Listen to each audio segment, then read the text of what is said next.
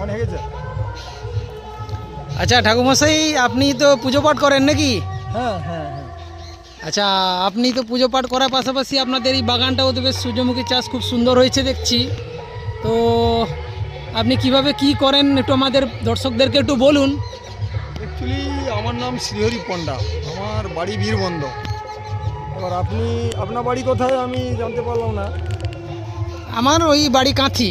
আচ্ছা, তাহলে আপনি এখানে এসেছিলেন, তাহলে আমার বাগানটা দেখলেন। আমি পুজো করি এবং আমি এই তার সঙ্গে বাগান চাষও করি, এই সূর্যমুখী চাষ। এবারে এই সূর্যমুখী ফুলটা দেখতে খুব সুন্দর লাগে এবং প্রাকৃতিক সৌন্দর্য, এবং তার সঙ্গে রান্নার তেল হিসাবেও ব্যবহৃত হয়। তাই সেই জন্য আমি পুজো পদ্ধতির সঙ্গে সঙ্গে এবং ফুলের বাগান এবং সবজি চাষ, টুকটাক বিভিন্ন রকম সবজি চাষও করি। ফুলের বাগানটাও করেছি, এটা ভোজ্য তেল হিসাবে ব্যবহৃত হবে, ভালো লাগে। হ্যাঁ, আপনি তো দেখছি সূর্যমুখী বেশ সুন্দরই হয়েছে। এবার এর সঙ্গে ভুট্টাও চাষ করেছেন দেখতে পাচ্ছি। ভুট্টাও চাষ করেছি, বেশ সুন্দর হয়েছে এখানে ভুট্টাগুলো, গাছগুলো বেশ সুন্দর হয়েছে।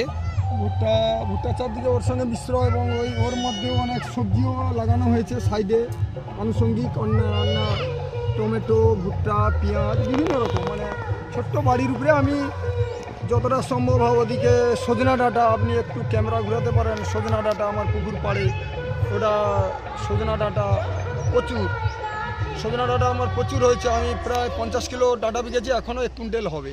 সব রকম কলা বাগান, সব রকম চাষ, মানে ছোট্ট জায়গার উপরে আমি টুকটাক করি। বাগান চাষটা ভালো লাগে, পুজো পদ্ধতির মধ্যে বাগানটাও ভালো লাগে, প্রাকৃতিক সৌন্দর্য একটা ভালো লাগে। সব রকম একটা চাষ করে থাকি। বাহ, খুব ভালো হয়েছে, বাগানটা খুব ভালো হয়েছে। এখানে আপনারা দেখতে পাচ্ছেন সব ধরনের মোটামুটি সবজি আছে। তো এখানে সূর্যমুখীটাও দেখতে পাচ্ছি খুব ভালো হয়েছে, বেশ সুন্দর। মোটামুটি বলতে হবে পরিশ্রমটা সার্থক হয়েছে এখানে দেখতে পাচ্ছি।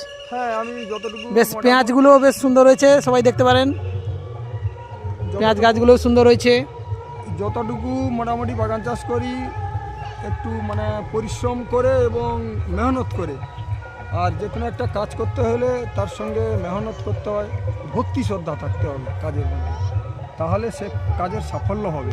আমি যে পুজো করি, পুজোর মধ্যেও আমাকে ভক্তি শ্রদ্ধা, ভগবানের প্রতি যেমন শ্রদ্ধা করতে হয়, তেমন যে কোনো ভগবানের, গাছ তো ভগবান, গাছের মধ্যে ভগবান কৃষ্ণ আছে।